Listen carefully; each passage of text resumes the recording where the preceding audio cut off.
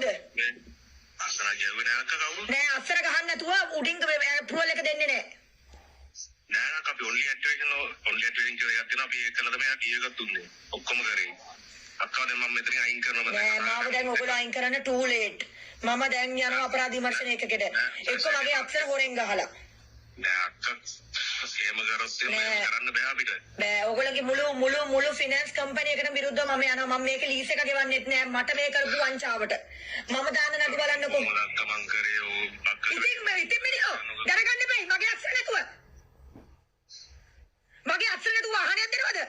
මගේ නමට මම ගැරන්ට සයින් කරලා මගෙන් අක්ෂර නැතුව මගේ අක්ෂර නැතුව වාහනයක් දෙන්න කොහමද ඔයගොල්ලෝ?